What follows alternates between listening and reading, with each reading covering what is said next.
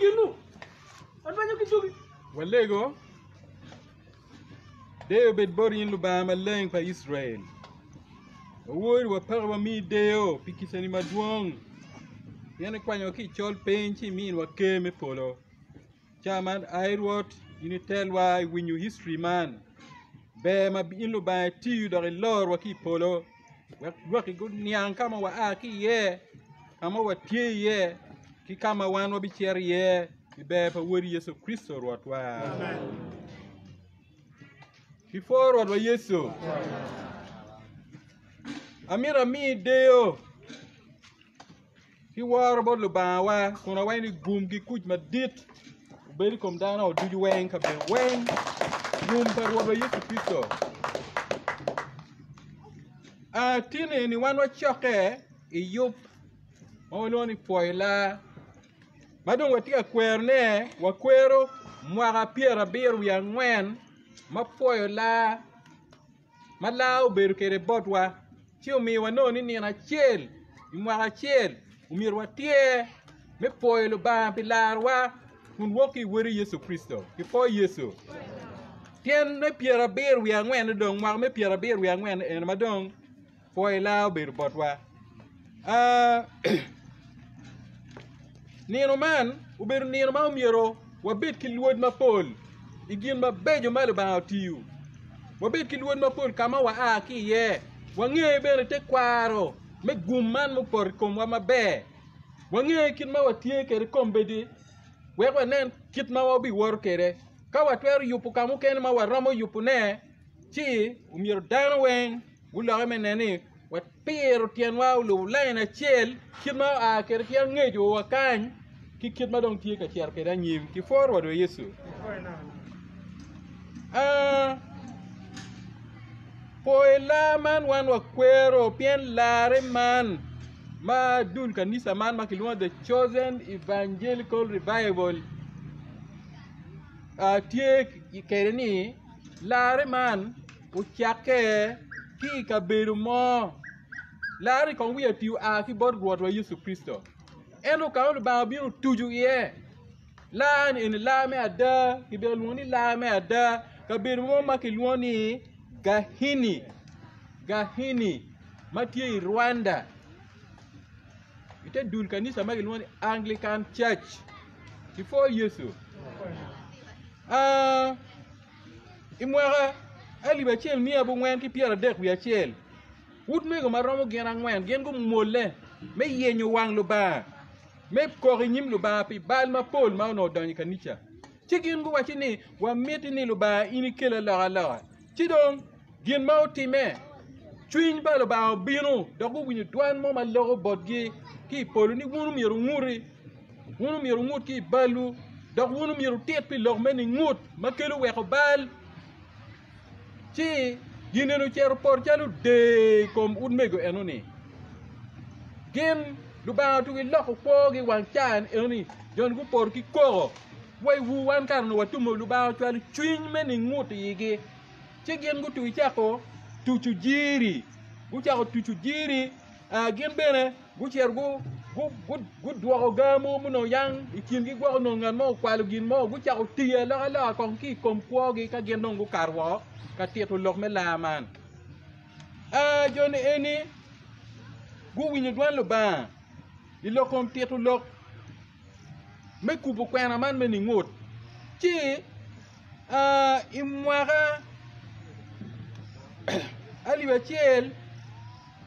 mia chel ki piera dek bia beach la meno ki bodgi en ki Rwanda kunu donyo Uganda udonyo Western Uganda udonyo Ankole twale Ankole en ki chako luongi ni abalo kole gen ki guchako wot metutu jiri ka ber ma pat dano ko gutu chako lake chot ki kin peny dano ma no war jok we war jok dano ma no tila kuo we kuo dano no tiu kit bal mo ke ken po pa dano uchako lake endo gino ber chalu chuin bal ba ma ber ka tiune kom dano chi lare meno ubien ga ber magilwani ki gezi kin ma piera dek we abichel romo ku por chieng me Uganda o yo Western Uganda Chi o kube ki kenyu cha o ket East Africa o wen. Chi mo morbien o wa Kampala. I Kampala area me makerere ene kama laro giru ye kenyu mater. Dan ma Paul guno ye la me the Great East African Revival.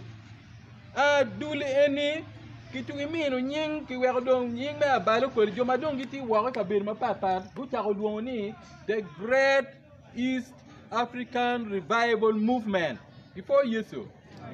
Endo ki Uganda kan pole ki luogi ni abalo kole unyomoro kole. Endo joma woro magiti wa iloba muni ka bir ma papa ki the Great East African Revival Movement. Ki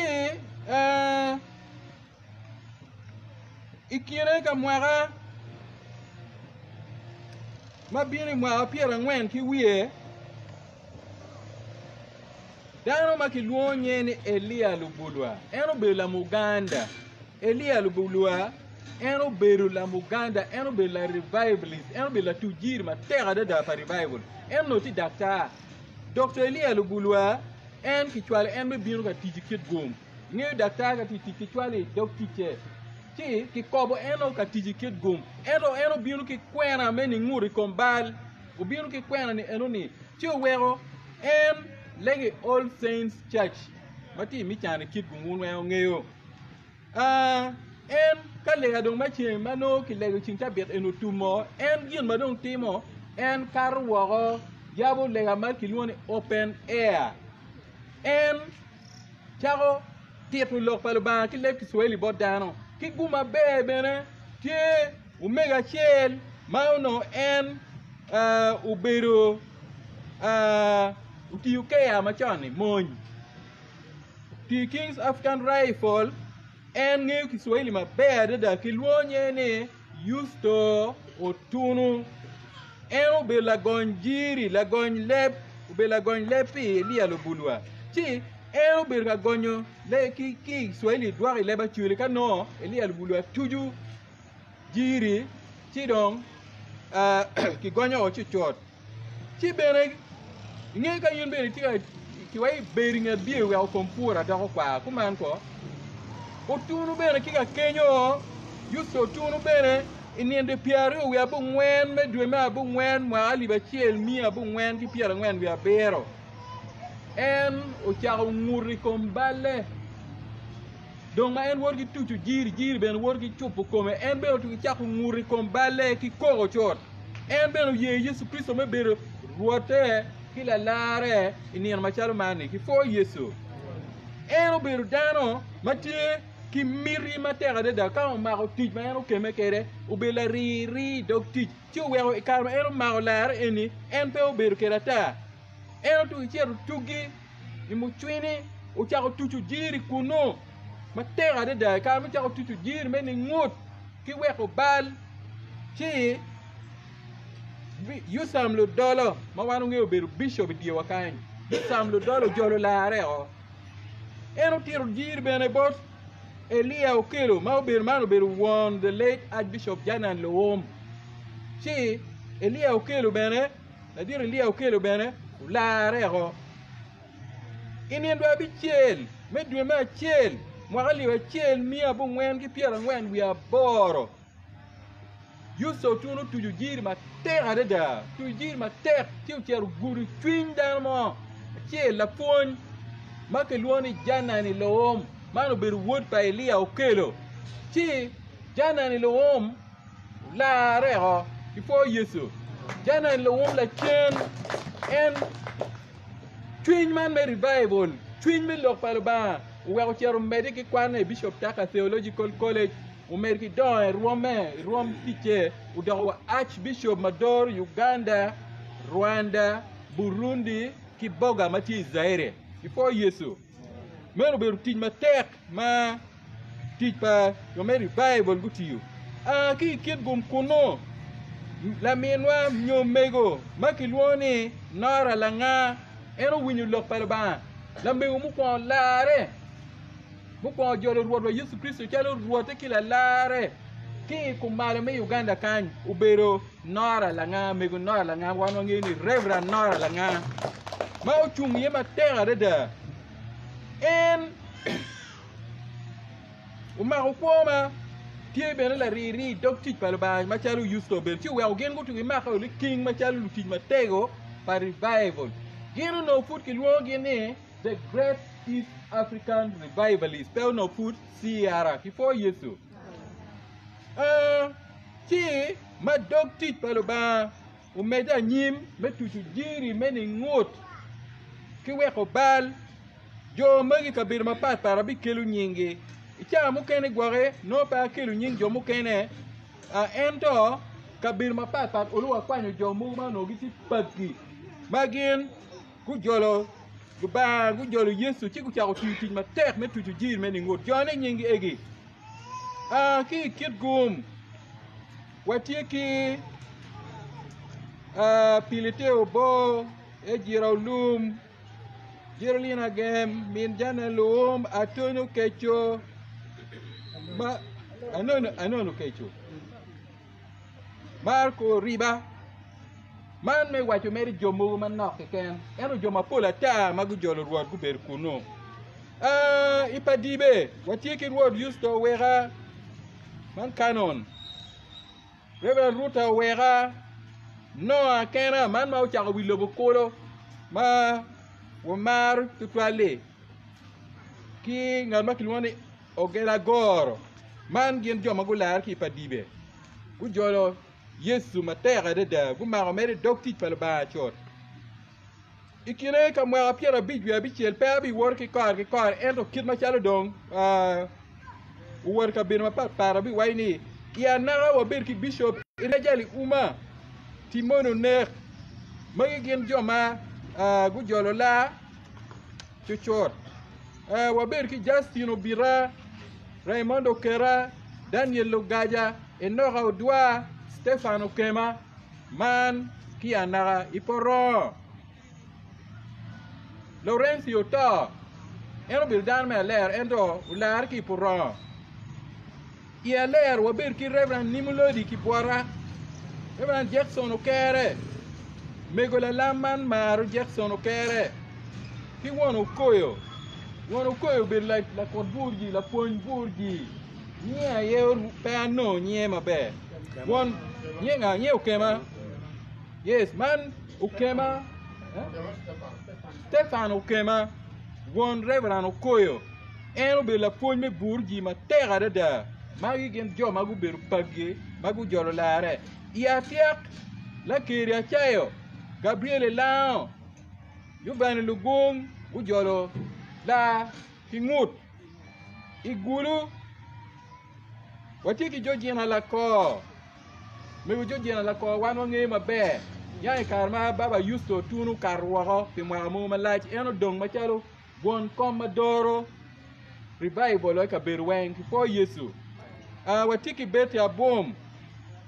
Man mean the late Eronaya Oriema Maubero Inspector General Police me Uganda Machon July in a chain man mean Eronaya Oriema IGP Udong Mabeno mean Eronaya Oriema Dorothy Alon Irina La Butch Achien Mary Dereda La Penga Julia La Penga Ali Jerolina Kulu Achien La Samalia Diana La Bol Bola diana bong man la min Reverend Nimulodi ki bwara man me wachi joma nok magen gu jolo ruot ki gulo ya jumani waber ki Emmanuel Okech ya ringa waber ki Simon Moe i Sudan Denali Dali i Congo dan makilwani utima ki ya Sudan waber ki Denali Dali ki Drosila Poni I Congo waber ki Aloni ki Sireta Magi gen jo ikabir ma pat kama jiru cherie Chi gen utu I jolo lare Uno ki lare mo ke kan pere tunkan ki fo Yesu Lare no put pere I West Nile Waber ki Sostini dronye wan wange ma bere dani o lare tunu kwa ki chie man pi mame omego Theophilo Debu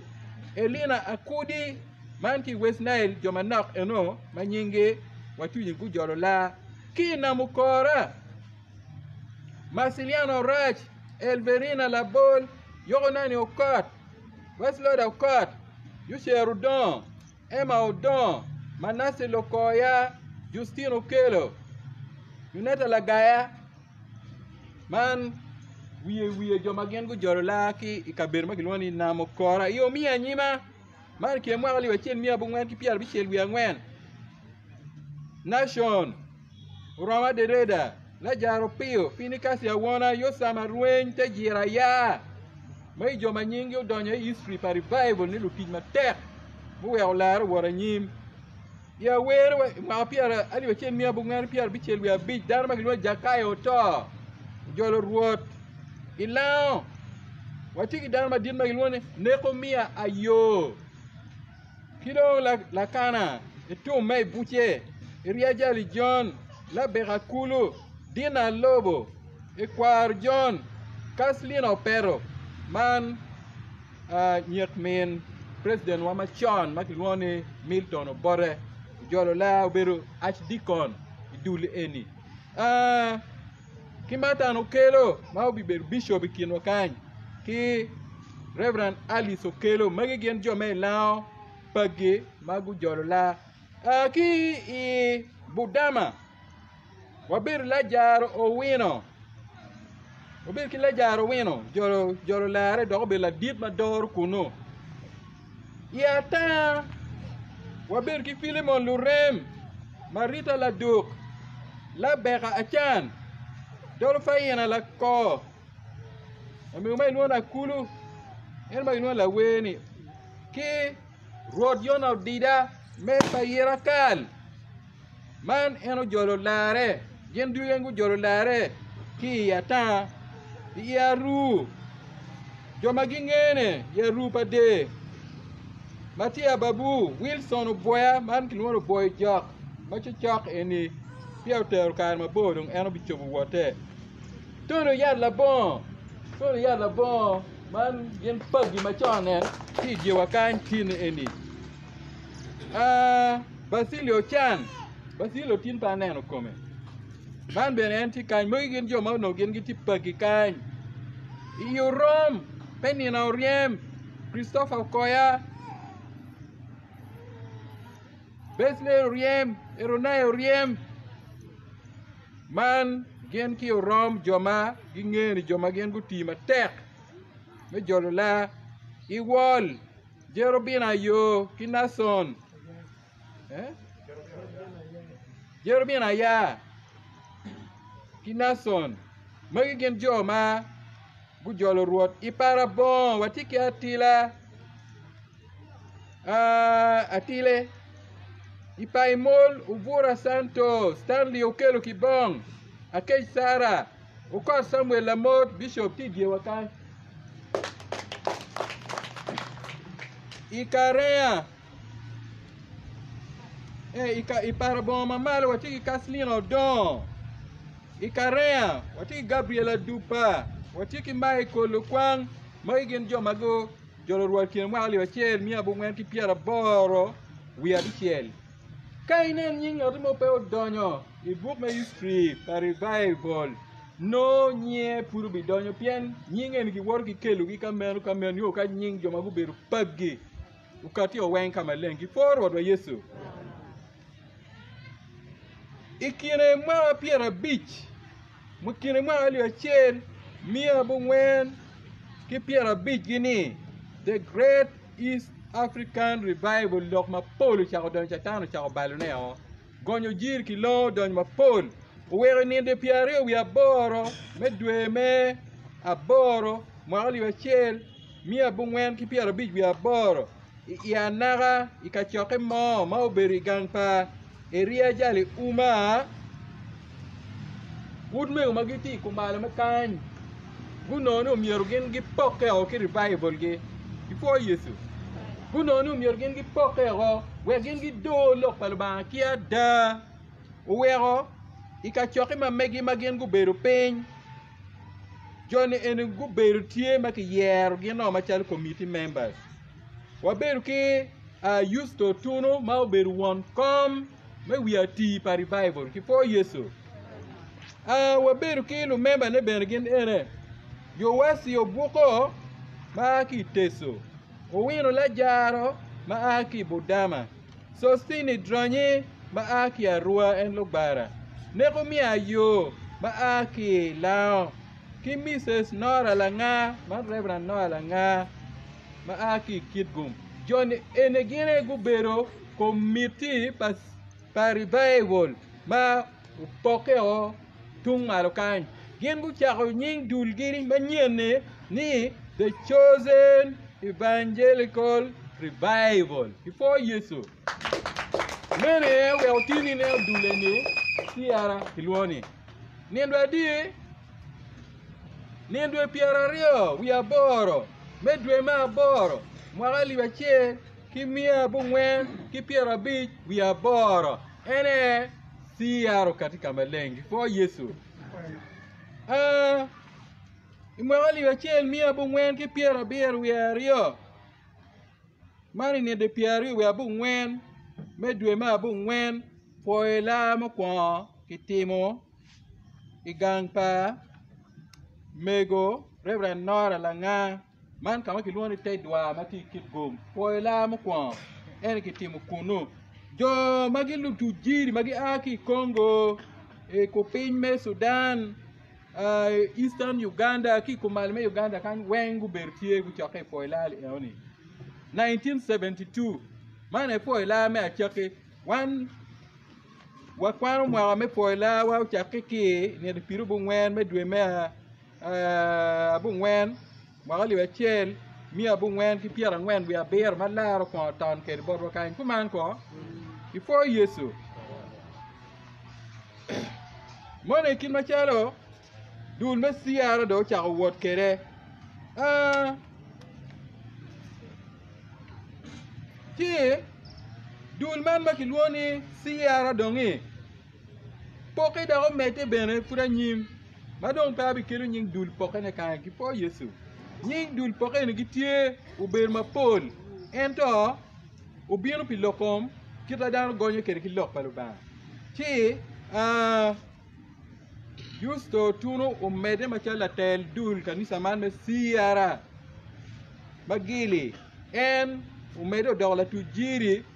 madira da kine mwa piara ber ki wie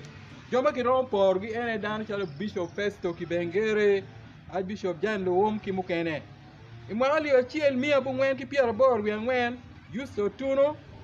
kilo member yo mukene yusamlo dolo Reverend Nimlo ki bwara gen gu chero chi gutimu gin makilwoni incorporation guchero guchoyo siaro machalo adul before Yesu mwa pier bor we ngwen guchero guchoyo siaro machalo dul warga na tiwa kompeti ma eno keri tie ye ki gen kombin magu kero chingi ikom constitution magu yabo nyo winye magu yabo pi yapo dul enoni imwali wachiel mia bungwen ki pier bungwen wi achiel siara uno chone ma no registration macharo dul ma pe jenge kom gamente man chone ne eni ti komel NGO bior mati Kampala inge dul eni before Yesu donc man bi way history man na kom Baba Yuso tur kid ma eno tiyu kwere imwali wachiel mia bungwen ki pier bor wi abichiel eno wero Uganda chi ucher Oxford UK kama eno timu jemi magi eno mete ki kwana ni yo ka uno degree en udola tujir madit ki kuno donc teru jiri way eni UK kuno uteru jiri Jerusalem i Israel uteru jiri i Russia uteru jiri Ukraine uteru jiri i Taiwan Nigeria Korea ke America banka ben ma eno ben ka wot ben ka tuti jiri en bene university me Taiwan ko miu ire degree me waro makelwoni honorary doctorate well we doctor Justo Utuno university me Taiwan mine degree me waro pe tutu jiri ki dok teach palaba before Yesu inendwe apa wiario medwe ma ngwen ma oli bachel mia bungwen ki pier bungwen wi abor ma mwa ne dong tie pier aber wi abichel Dr. Justo Tuno and uchobu wote come kikane Oxford koro duoko ne pajo before Yesu mego Josephine Otuno ma min ote min wan wang'e maber en bene uchobu wote mahali bario kia pa wi ang'wen bene koro kelo come pajo kanyi man wiye kit machalo kwo dir wani obedo kere dong wa bibini kom lok madit revival mono no chung pingo revival uno tiche madit neno gi uno tika kwene neno ba jone ene ubedo neno matie kit ma ruoth wa Yesu Kristo obedo kere John chura pa kinga pa kenyo Yesu waini ana binu we ubet ki kwo ubet kere maduong nyo mupong eno we obene neno pa jome revival en lokon kwa ma petum eno beru neno ma megi magen go beru ka tik kere wan bab unyo jiri ma gen go ma gi tiu kere eno we obene tik tu ginen kere kama leng wang jiri mati luka chura piare wangwen chaka kiri piare ngwen we abichiel o kere piare ngwen we aboro man pitito lokom ngot makelo weko bal gin tijgi obedo tich ma chuny male onyutgi ki gahini Rwanda ni umirgi tit lokom ni ngot makelo weko bal ene tich eoni bene obedo tich matek ma uchao tich metutu jiri ka bedo mapat weko jiri wow cherway Eastern Uganda jiru goyo cherway Congo jiru goyo cherway ko piny Sudan ikar chan dano woro ki tiengi dano woro ki tiengi me cherway Kenya ka tutu jiri we kwa pa dano lake jomu ken me the Great East African Revival matung kwija guk chero ka tutu jiri udonyi kere way Tanzania giribu kingi kika choke makiluoni makutano ya wababa mano la dir yuso tun giripe gi jomu ken me kabir mapat me the Great East African Revival chi gikubu dok tijno ka chen malupe ki tutu jiri matek enoni lwa kanisa mapola ta ki yaboge man kero wakanye ne kanisa magi yawo kanyo biro machala duki me tutu jiri kanisa en matin wan wati en kilwoni ten yusto utuno man pi waro Dr. Yuso tuno pi tij ma mege kanisa ni tij me kome ben man wud me gu geru ki ker ma mege put pi ati chotum ma put mero ching we ki tiye chi tij ma dit ene tieto lokom nguri kombal ka dongi tie ka tieto lok meni ngut yono no ki ngiyugi pi tuchu jiri ma kilwoni frontline evangelism lu moñ mu cheikh gitu jiri way mutaka gitu jiri way di chuk kamoy ken kamadaro no ye chot tuchu jiri maro ber tij ma tek aku ber ka tiune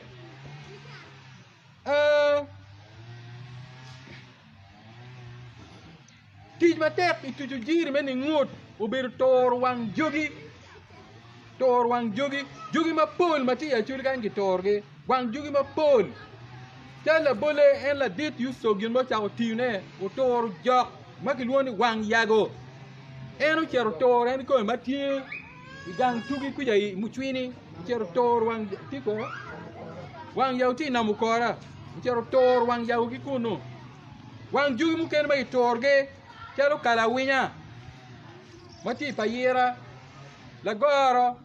majo pa jule gi waro kimu ken ga bir ma pola ta itor wang jogle en maru nyuro ngut kon bal pien war jok eno balu lowo wawno kwiji dano giti chol piny utenga ma yamu to jok waro kilo tong woro ba luto ni na de waro yira lwany be luoro to nenu la luoro ringa por ma dako tiene ko ji chocho waro yira kara pi luoro to lutwa luoro kilo tong luoro to ni na de yira ha po yo no la luoro ringa por ma tiene ko facha yamu to jok waro kilo woro ba luto ni no Poro tuaro yira lwany be luoro to neno kila luoro ba ko doge dako tiene ko je chwa tino ko don lim yweyo woro luto ni na de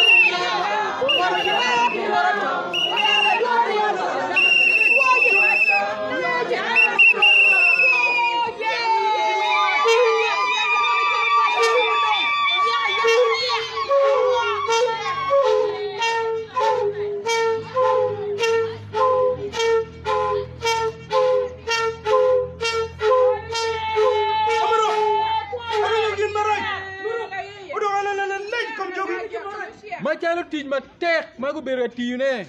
jogi te kwar te go ket ka bedo weng dano bedo cha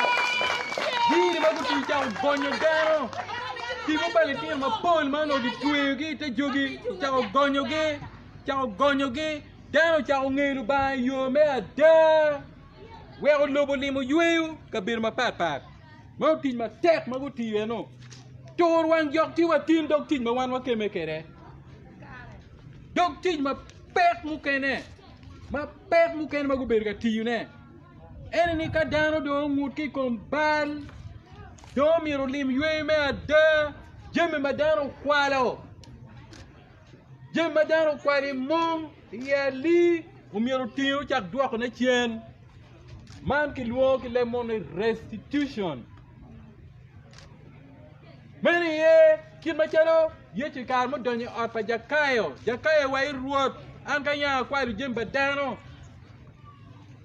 dabi chula dwa wa ngwen kolo dabi mi nu chu jem na kilo chan chi ye chu ne la me ada dum tino donye ot kan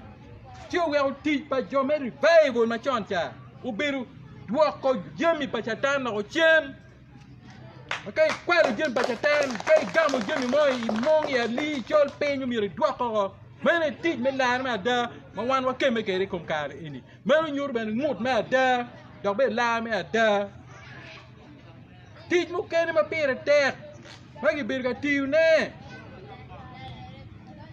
ti mo ki ja pibal kangar mo ti marachi gonyo chwinye o ki kome I gonyo ma be uno berleng lo me berleng eno beru ti ma tek ma laare man me dano tuji kin wakan I berleng dano lego le ame lonye ki kombal lega ame lonye dano nguri kombale magwa ko chiera ye unyo ti ye ya li dano chero lego lonye ko gweno ber ma leng ki chia bit lega ame lonye dano gor ka chiel gi lego le ame lonye kombal gi noni daro no gitie ma leng nyim lo ba mene la me adama revival gubela tuchu pere before yesu gin mu kene ma ober ka tine ma ber furwa tiwe karen ene tuchu balmon mo kane mong ya li twini ituja atie kama leng tuju balme twini gin ma ti mong ya li mu kane twini no jo me revival ki ko ki chang ki tuchu balgi ka ber wen kama no giti ye dano tuju balle mut ci ki gonye beren ki gogne me ada meno teach mari bible u keme kere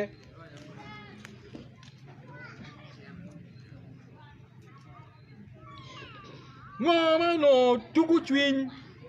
luak palu ba tutwal gin mu kene ma no gen pegi ye ene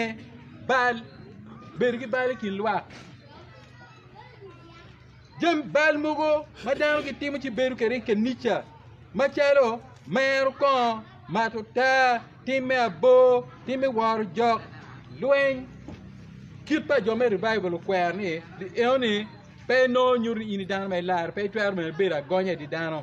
wewo ki kerni kangar ma en uti o bal ma berga no bal kumeno kon ki goye chele kome ki tueo wewo non kan me ber pin me kumu morgi non ma buj palo ba menu kit to job my revival gu ber ka tikkere eno beru leng o wero lo me wori cheng ka ber mo ki ken ma ini wori cheng ki warga me cheng ki choni warga me cheng nen yang paul be ki choy warga me cheng kom jomu kene onen ti we bible wori cheng mano kaini ki charu ki pa jure kan ini cher go nyo wa naga bi moga tini ini ti dan mai lar ti dan mai cheng pe ti dan ma right ti no beru kit ma jo pale ba jem gi wengi ti cheng mero kit pa jo me revival ma o ber ka tine eno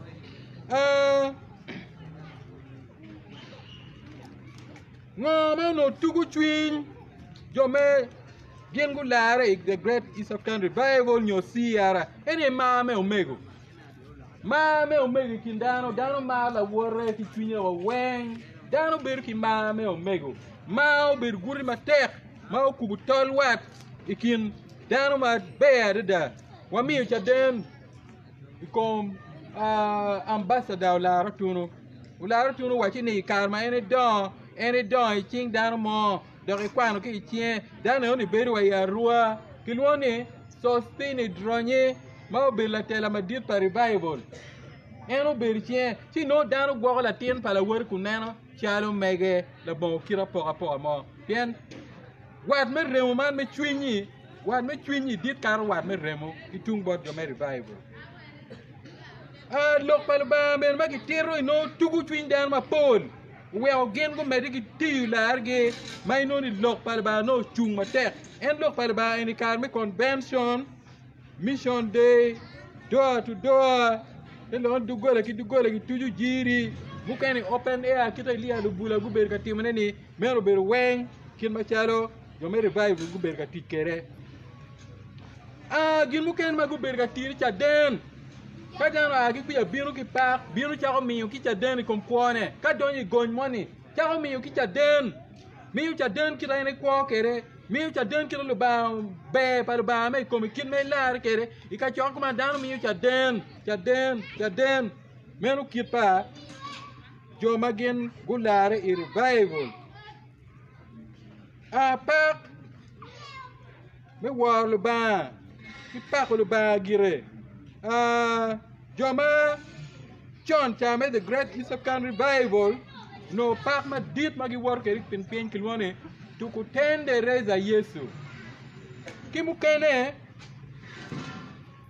moni kilweni kama tunaona wandugu tunafurahi sana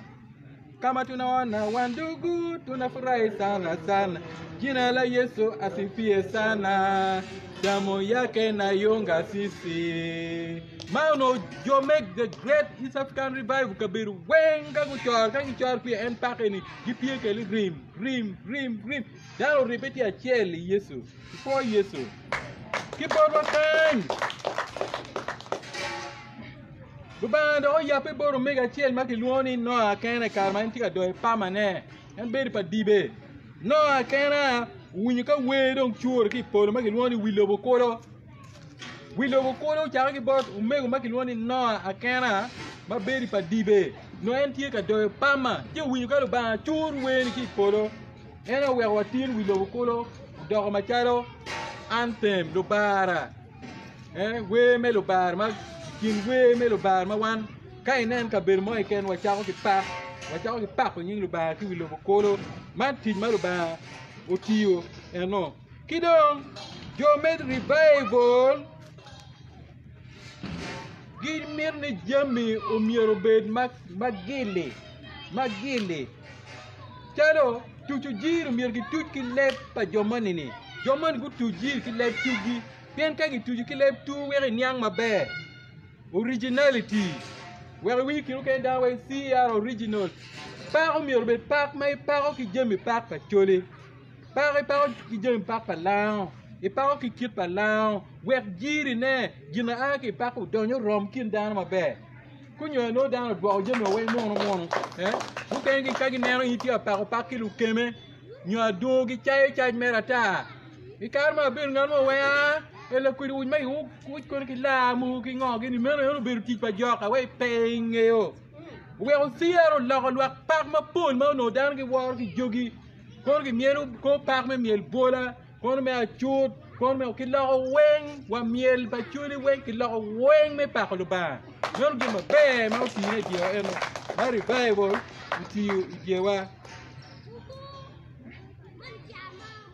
Tio mio we man pi man revival udonyi te kwaro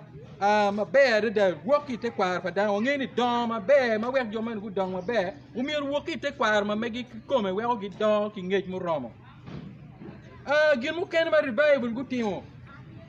ene ni gu chero gu carro lo man me poro de medinio gu carro lo me poro de medinio dino miro bet ki ker me rojo kwa pa dano dino miro kila laga dino miro kila dano ben maleng dino miro wek dano ben la kija dino miro wek dano pe ben la chamchana we ogen go cher go no wa miro lar me ada lar me ni ngut ba kilo wek bal ti wero bu yin te guri pa dini ma terra da wero gino kelo lwa chan o remo beno berki ye wero beno lwa dal ma pol maguneno chara ngir cha den ma pol munu ngeyo kitma gen kwere kin joma wa kwano nyingeno ber pole joma gudeno chan ke ken gin mu ken ma be ma otime eneni en chan ma gen gudeno ilo me tutu jiri wangeni kar chani kay chere tor wang jok oni dong pero kay chere ilo maraj ikom je mo maraj manoki tia timo keri kin lu tela keri kin kara keri kanisa dion dong pero ti we joma pol go be ki berga dago gi ka kwerge ero tin ma tek ma gen gutiu o yabo yo ke luak dular ma come do romo penye gendo go mara go bino ti cha go beru agonya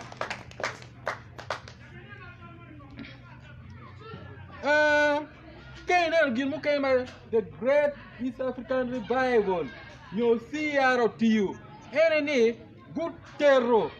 Le terro magu doglu tele ma bejo. Dog ma don wak uri ma puli Uganda kan. Kainel lu tele ma quiri. Magu dor jen ma be rom malamal. Bele terro magu aki on me revival. Kipo Yesu. Ami le bole mogo. Prime Minister wa machon may luan Apollo Bambi. Wono be la revival. Ularo turo. Wono be Dr. Yuso Turma. Ucharo te dul won ko ma dir me dul eni.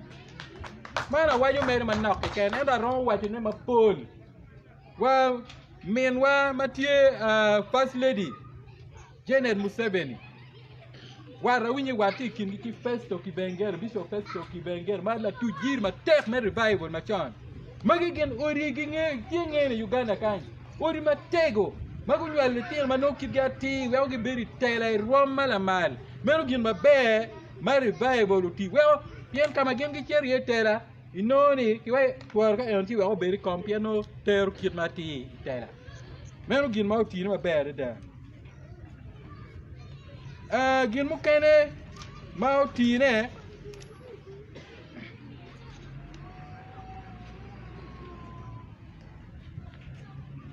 gina yego po diro anyim lok man metwero pamon neno mon ni giu por pitera iko Yesu itera kong me kanisa keken waro ber gi joma gen go chago bini tele roma ma jomo ken Uganda kan fu pegi tiu watiki Archdeacon mego Kaslina o Petro ma oberu Archdeacon kolo ma eno ti lao nyek men the late president Apollo Milton Obote oberu Archdeacon pa siara itela konen gino rom metela ke mi ki nyimego uno yo ne petime lo me genda wane wa ko dir na nyim mego ruta wera me pa dibe Archdeacon no ikaru ki woni kit gom Reverend Sister Comsia Kate eni tila tele roma malo birbelo la wibulu me windo bukulo mane ni nyurunga kitma wan mater kerki mon itela kidong bene revival bene umio ugonyo nyimego me bera gonya ilok me nyom ketu chieng me nyom kanisa wa miyo twero revival miyo twero ki nyimego me ketu chieng me nyom ka yine ro mego mo yewe itwero ketu chieng nyom eno ka riberu mege no tero dim ero yini nyom me kere meru tin mabe apoi ni mo la mego mo magti kanisa mo wa eno gin mo petwer ti me ko ma mege kolo kay miru ki nyura kirema ni boro mego eno miro mego o chare eno boro waini la mego a kera ti a tera ti kero cheng ara miro nyumo mego munyo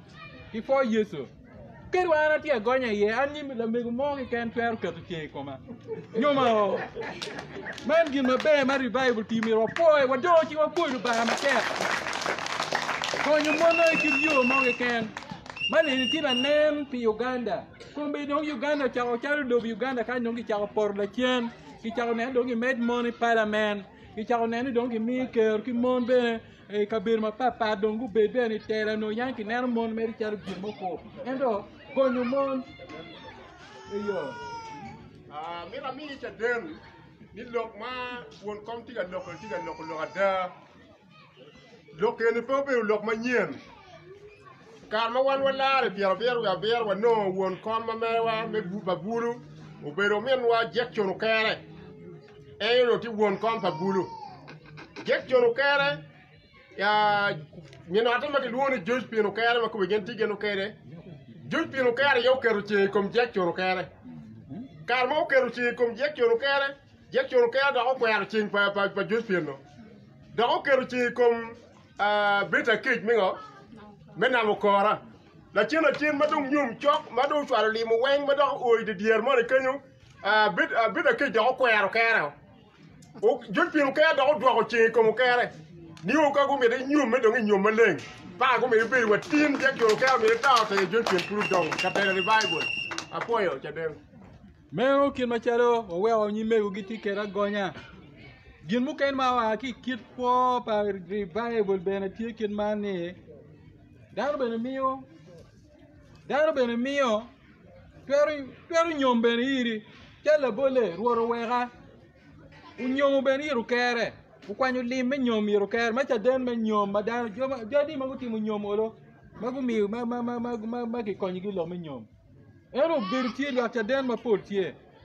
So, ko me o mego no chuma terra da.